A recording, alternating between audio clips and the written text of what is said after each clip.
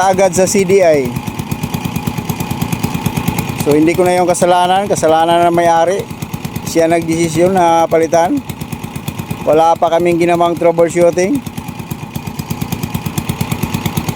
So number one na problem niya yung spark plug talaga.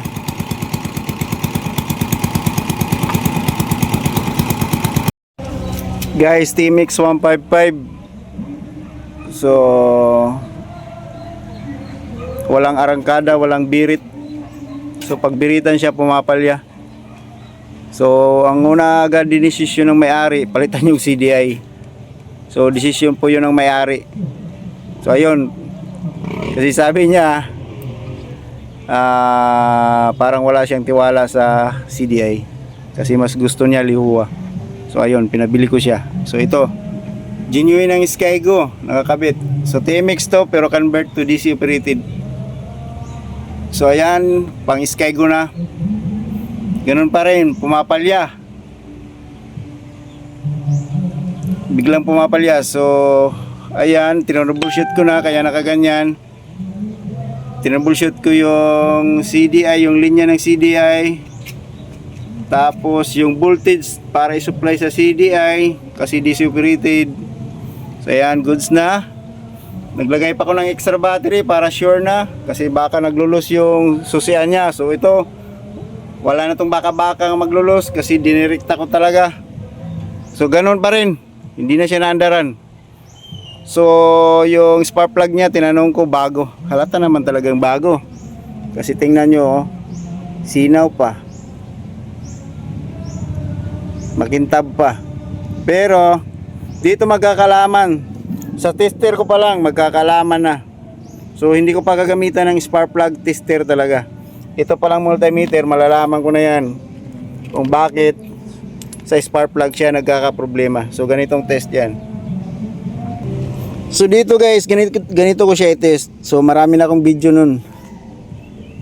So naka-setting siya sa ohms, doon sa pinakamataas na resistance na setting. So ito siya, wala tong resistor.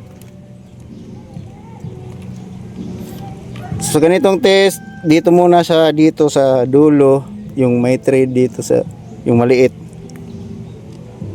Tapos dito sa shield na to, dapat open line lang. So makikita open line.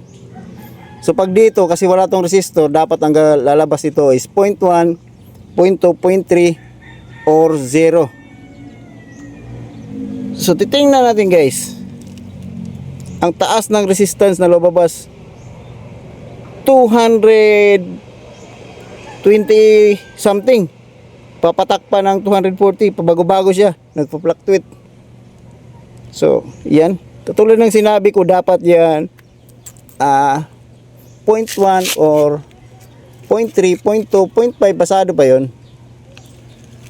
Pero 0.0 o 0, pwede yun kasi wala tong resistor.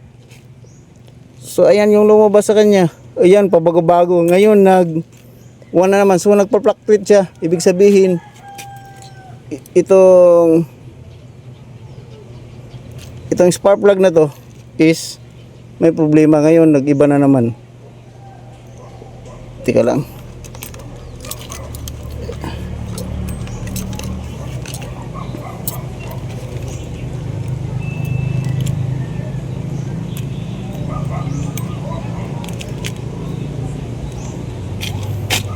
So nagpa-fluctuate siya. Ngayon nag-open line na po. Nag-open line na naman. So ayan, mataas. Tapos nagpa-fluctuate. Kanina 200 ohms something. Ngayon 40. Ayan, tumaas 60. So wala. Ano na to? Sira na tong spark plug. So spark plug, subukan natin na iba yung spark plug.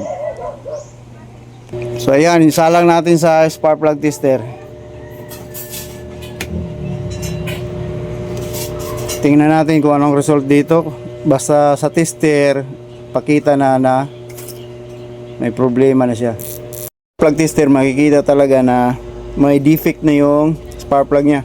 So kung titingnan yung spark niya, kalat. Ayun no, kumakalat. Kung makikita sa video, ayan, kumakalat siya. So kumakalat. So yung spark niya pumupunta dito sa shield ng spark plug. So ang tawag dito ay shield. So dapat yung spark niya ay nasa electrode lang at saka yung ground electrode. Ito yung tinatawag na ground electrode. So yung makikita dito yung spark niya ay yun, hindi na buo. So kumakalat dito sa gilid. So ayan. So klarong klaro na yung spark plug na to is defect. Yun.